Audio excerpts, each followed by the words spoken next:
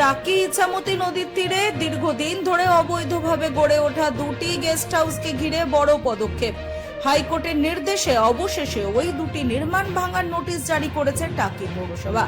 অভিযোগ, তৃণমূল সরকারের আমলে বিভিন্ন দপ্তর ও পৌরসভায় বারবার অভিযোগ জানানো হলেও কোনো ব্যবস্থা নেওয়া হয়নি। পরে আইনজীবী অমর ফারুক এবং তার সহযোগীরা হাইকোর্টে মামলা দায়ের করেন। সেই মামলার ভিত্তিতেই আদালতের নির্দেশ, আগামী 1 জুলাই অবৈধ নির্মাণ ভাঙার নির্দেশ দেওয়া হয়েছে। এই সিদ্ধান্তে স্বস্তি ও সন্তোষ প্রকাশ করেছেন টাকির বাসিন্দারা। Bureau report, রাতদিন news network. দেখুন, টাকি একটি কালচারাল পরিবেশ। ছোটবেলা থেকে আমরা দেখেছি যে নদীর ধার বরাবর একটি ক্লাব, সেই ক্লাবে অনেক প্রবীণ এবং নবীন যারা দীর্ঘদিন ধরে বিভিন্ন কালচারাল প্রোগ্রাম এবং নজরুল জন্মজয়ন্তী, শরৎচন্দ্র জন্মজয়ন্তী ইত্যাদি আমরা হতে দেখেছি। আমাদের যে কালচার, অনেকটা টাকির পরিবেশটাকে আমরা অ্যাডপ্ট করার চেষ্টা করেছি, কিন্তু 2011 সাল থেকে বিভিন্ন রকমভাবে টাকির এই পরিবেশ সম্পূর্ণরূপে নষ্ট হয়েছে এবং তার ভিত্তিতে এবং পরিবেশের সঙ্গে সঙ্গে দৃষ্টি দূষণ অর্থাৎ অবৈধ নির্মাণ এখানে প্রচুরভাবে সংগঠিত হতে দেখেছি। এবং দেখা গেছে যে সমস্ত অবৈধ নির্মাণ হাইকোর্ট ভাঙার নির্দেশ দিয়েছে সেগুলো হলো প্ল্যান অন্য জায়গায় স্যাংশন হয়েছে এবং তার পরবর্তীতে নদীর ধার বরাবর এই কনস্ট্রাকশনগুলো করা হয়েছে। প্রথমত একটি মামলা হাইকোর্টে দায়ের করা হয়েছিল, যার যে মামলার ভিত্তিতে দেন চিফ জাস্টিস সুজয় পাল বলেছিলেন যে এটাকে বেটার পার্টিকুলার্সের সঙ্গে কোর্টে অ্যাপ্রোচ করার জন্যে। তার পরবর্তীতে ইরিগেশন এবং ওয়াটারওয়াইজ ডিপার্টমেন্টে কয়েকটা কমপ্লেন দেওয়া হয়। সেই কমপ্লেনের ভিত্তিতে একটি রিজন অর্ডার পাস করে, যেখানে কয়েকটি হোটেল টাকির নদীর পার্শ্ববর্তী সেগুলো হলো সম্পূর্ণরূপে অবৈধ এবং তার কোনো কনস্ট্রাকশনের কোনো ভ্যালিড পারমিশন নেই। এবং তারপর আইনজীবী চিন্ময় ঢালি, যিনি বসিরহাট কোর্টে প্র্যাকটিস করেন, উনি এসে হাইকোর্টে একটি মামলা দায়ের করেন এই ওয়াটারওয়াইজের রিপোর্টের ভিত্তিতে।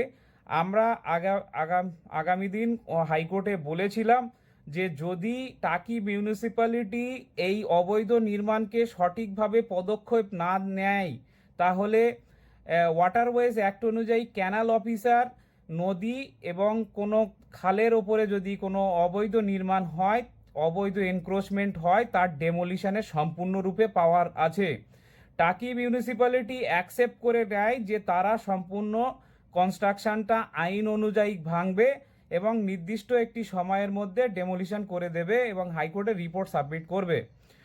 আমরা আদালতের এই পদক্ষেপকে স্বাগত জানাই। আশা করি আদালতের নির্দেশ অক্ষরে অক্ষরে কার্যকর করা হবে।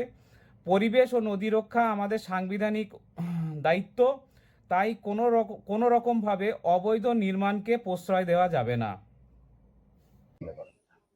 দেখুন, টাকি তো একটা সময় একটা কালচারাল ঐতিহ্যবাহী শহর ছিল এবং এটা ছিল অনেকটা পর্যটন কেন্দ্র হিসেবে। এখানে বহু মানুষ বাইরের থেকে আসতো, তারা টাকির নদী এবং নদীর ওপারে পূব দিকে যে বাংলাদেশ, সেই বাংলাদেশ দেখতে এবং বিভিন্ন জায়গা ঘুরতে। আমরা দেখলাম যে বিশেষ করে 2010 সালের পর 11 সাল এই সময় থেকে টাকির পাড় ধরে বেশ কয়েকটা গেস্ট হাউস গড়ে উঠল এবং শুধু পাড় ধরে না, নদীর জায়গা দখল করেই এই গেস্ট হাউসগুলো গড়ে উঠেছে। ফলে যেটা হয়েছে, একদিক থেকে নদীকে গার্ড করা হয়েছে, উল্টো দিক থেকে এই যে গেস্ট হাউসগুলো গড়ে উঠলো, সেই গেস্ট হাউসগুলো আপনার নদীর ভেতরে হওয়াতে পরিবেশগত দিক থেকেও অনেকগুলো সমস্যা দেখা দিল এবং এইগুলো সমস্তই বেআইনি বলে আমরা মনে করি। এবং এর আগে আমরা এই নিয়ে বিভিন্ন সময় আন্দোলনও করেছি, লেখালেখিও করেছি বিভিন্ন জায়গায়, কিন্তু কোনো কাজের কাজ হয়নি আজ পর্যন্ত। মানে আমি বলছি এই কিছু আগে পর্যন্ত হয়নি। পরবর্তী সময় আমরা দেখলাম যে সরকার যখন বদল হলো, তখন একটা উদ্যোগ নেওয়া হয়েছে যে বিভিন্ন বেআইনি যে গেস্ট হাউসগুলো, সেই গেস্ট হাউসগুলো ভাঙার একটা উদ্যোগ, এবং তার ক্ষেত্রে প্রথম আমরা শুনলাম যে দিশা গেস্ট হাউস এবং সিটি গেস্ট হাউস, এবং এই দুটো গেস্ট হাউস শুধু না, আরও যে গেস্ট হাউসগুলো আছে সেগুলোকেও আমাদের ভাবতে হবে।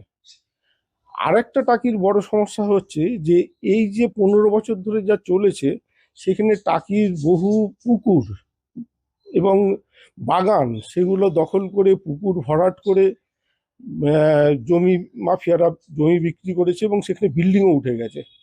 ফলে দেখা যাচ্ছে যে টাকিতে বিভিন্ন জলাশয়গুলো ছিল যেখানে বর্ষায় জল জমা হতো, এবং ড্রেনেজ সিস্টেমটাই নষ্ট হয়ে গেছে এই জায়গাটায়।